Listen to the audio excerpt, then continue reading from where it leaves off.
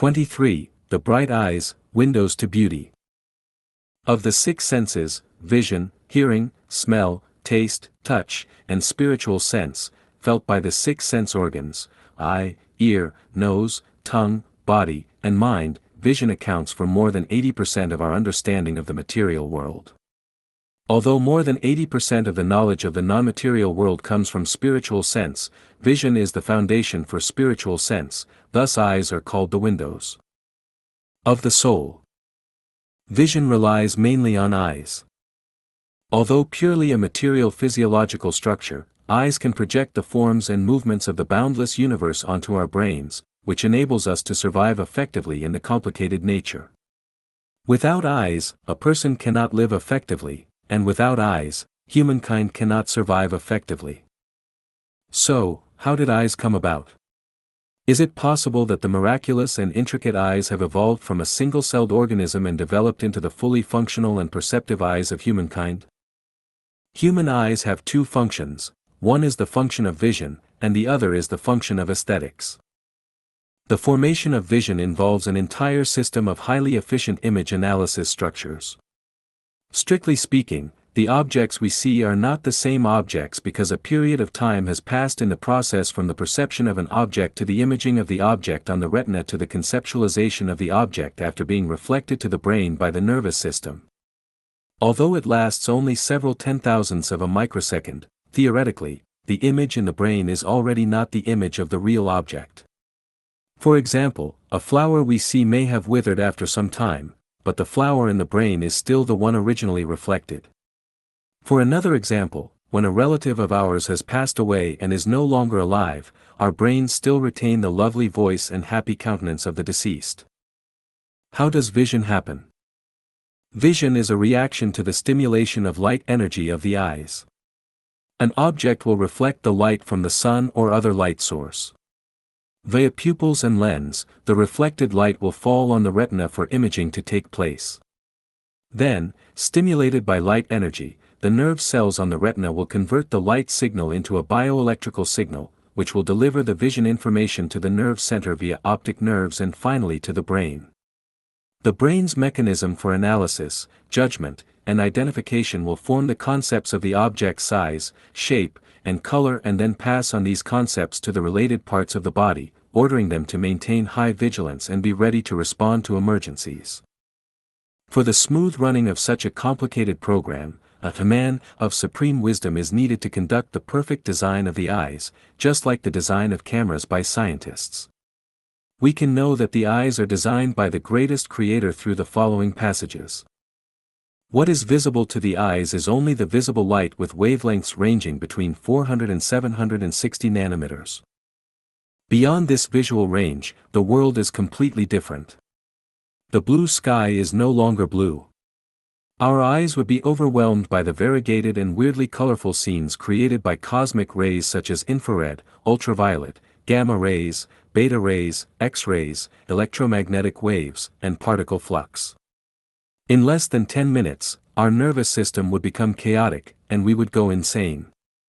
Moreover, we might occasionally perceive spirits, immortals, goblins, devils, monsters, paradise, and hell, or even the thought waves in other people's minds. Then we would not be able to behave like rational beings and enjoy the beauty of life in a muddle-headed and unrestrained manner. Enable the eyes to distinguish between different colors. Within the cone-shaped photosensitive cells of the human eye's retina, there are three different photopigments that can absorb blue light with a wavelength of 445 nanometers, green light with a wavelength of 535 nanometers, and red light with a wavelength of 570 nanometers. The combination of these three lights in varying proportions has created a vast array of colors. Our eyes have the ability to distinguish these subtle color differences. If not, we would all be color-blind, and how could we fully enjoy the infinite beauty of nature? Give the eyes a broad field of vision. Our eyeballs are only 24 millimeters from front to back, 23 millimeters from top to bottom, and 23.5 millimeters horizontally. The pupil of the eye is only 2.5 to 4 millimeters in diameter, but with the ability to scan widely, we can see views within a range of dozens of kilometers. If our eyes do not have this function, and we could only see an area the size of our eyes, our field of vision would be extremely limited, like looking through a bamboo tube at something a few meters away. Our field of vision would be very narrow, and we wouldn't be able to see a wolf approaching or a snake crawling up to our feet. This would be very troublesome, wouldn't it? Provide the eyes with stereoscopic vision. People often say, we can see clearly at a glance, but can one see clearly with only one eye? Try closing one eye and see if you can thread a needle or pour strong sulfuric acid accurately into a small test tube in a chemistry lab. Therefore, having two eyes is important. Enable the eyes to blink. The eyes blink every 2 to 8 seconds. Why do we blink? If our eyes remain open all the time, they will become dry, astringent, and may attract dust and bacteria. If this continues for an extended period, we may lose our eyesight. By blinking, tears are evenly distributed in the eyes to moisten the cornea and conjunctiva, preventing dryness and astringency, maintaining the luster of the cornea, and cleaning the conjunctival sac of dust and bacteria. See how considerate the greatest Creator is. Provide the eyes with a mechanism for self-protection. The eye is a complex, sensitive, and delicate organ that cannot be protected by relying on human self-awareness. Therefore, the greatest Creator has designed eyebrows, eyelashes, eyelids, and tears for protection.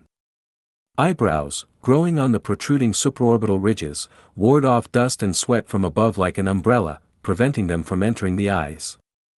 Eyelashes resemble bamboo curtains or two platoons of embattled sentinels, always ready to keep away and block the unannounced invasion of enemies like dust and microorganisms. Eyelids act as loyal soldiers guarding the frontier line of the eyes. Whenever foreign matter or strong light attacks, the eyelids close up immediately and protect the eyes within them from harm. This prevents foreign matter from damaging the eyeballs and strong light from hurting the optic nerves. In case foreign matter or bacteria invades the eyes, tears from the lacrimal gland flush away the foreign matter. Lysozyme and immunoglobulin in tears inhibit bacterial growth and kill bacteria by decomposing the sucrose mortierolate in the cell wall. This protection mechanism is perfect. Is it a result of evolution? Our eyes have possessed these functions since humans appeared on Earth. They have not evolved or regressed, nor have they gone through gradual perfection and evolution. In addition to their visual function, eyes also serve an aesthetic purpose. Expressions such as bright eyes, speaking eyes, amorous eyes, flirting eyes, and so on, provide us with aesthetic enjoyment. I have brainstormed hundreds of schemes to adjust the size and position of the eyes to find a better design.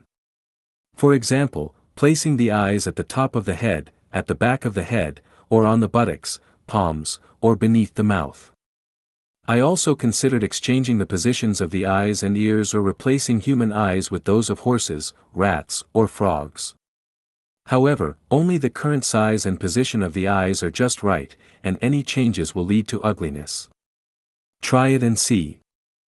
Through our eyes, we can see the greatest Creator and witness the exquisite and profound wisdom of the greatest Creator.